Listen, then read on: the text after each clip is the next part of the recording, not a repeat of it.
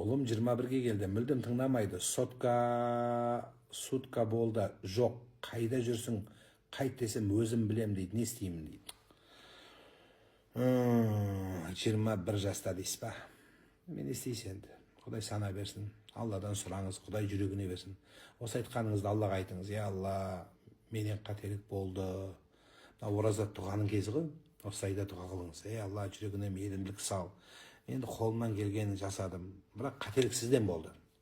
Баланы жасынан, әйелді басынан дейді қазақ.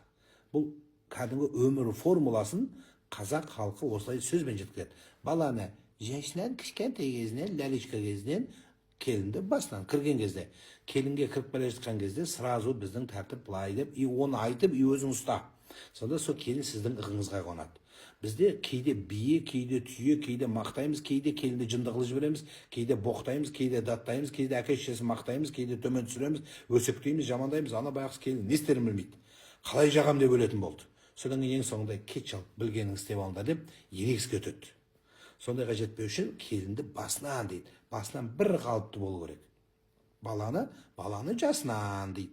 Кішкентай кезінен Аллах бар, балам, қызым, Құдайдан қорқ, мен болмайын бұл өмірде. Болмағанда сен боласың. Сол кезде Құдайдан ұмытпа, басыңды сәждеге қой деп кішкентайынан үйретсең намазға. Қазір 21 қазір ораза туралы сөйлеп жүргендер өзінше дінге қарсы болып, өзінше ұлттың жанашыры болып жүргендер, бәрің араб болып кеттіңдер, бәрің ораза ұстап кеттіңдер, балаға ораза не керек дегендер, міне осы соның кесірі. Құдай қаласа сендер де балаңыз осындай болады, асықпа. Кішкене уақыт келсін, мен өзім білем дейтін көзіңге жетеді. Әлі олар бала 4-5 класста ораза ұстамау керек. Ол ораза деген не ол? Бәрігін тоңқайтын намазға үйрете береді бұл молдалар деп. Ертең сол балаң осындай болады, Құдай қаласа. Сабақ болсын бәріңізге. Сондықтан кішкентай кезінде балаға Алланы көп айтсаң дейді, міндетіңді емес, тапқан ақшаңды емес, балаға бәрібір сен тапқан ақшаң. Міндет қылып белің ауырған, желкең шығып кеткен, тағы геморройың шығып кеткен балаға бәрібір, өліп қалсаң да бәрібір. Давлениең көтеріп, ол сені аямайды. Бала оны түсінбейді, пока өз ата-ананың қадірін балалы болып білесін деген формула. Неге ұмытасыздар осыны?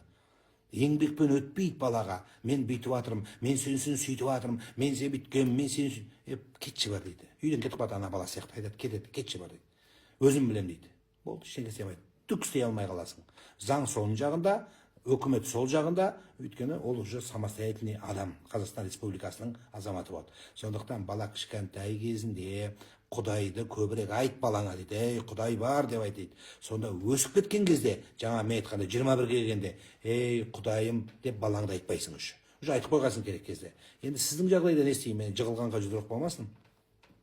Үмітіңізді үзбеңіз, балаңызға көп дұға қылыңыз, Алладан сұраңыз, Алла жүрегін босатып бер, жүрегіне мейірім сал, маған деген құрмет салшы, Алла деп Құдайға басын ұра бересің, болды. Алла мүмкін жүрегіне салады.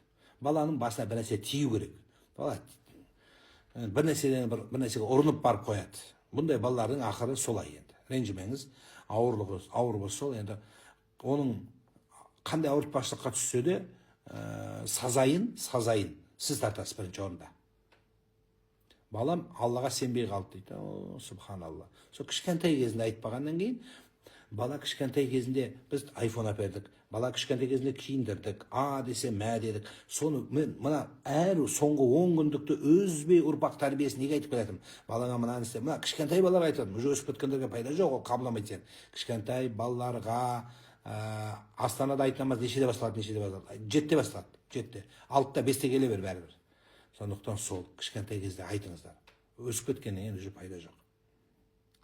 Бір маңызды нәрсе дейінсің, бір шланг жұтуға бола ма, құйрығыма бір нәрсе болса бүйтсе бола ма, шиқан шықса бола ма, жаныңды жеп тұрып бір маңызды нәрсе етіп жатсаң, біздікілер артынан тартып отырады да, мұрным шықсам не болады, жан басыма қолым кірсе не болады, ұят болса не болады. Кішкене көрсеш, не айтып жатыр мынау деп, кішкене сабыр қылып тыңдап тұрсаш, бір темаға кір, темаға.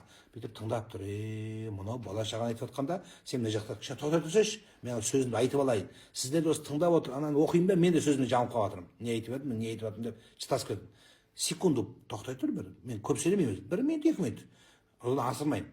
Сол 1 минут 2 минут тоқтай тұрсаң, содан кейін барып сұрағыңды қоясың.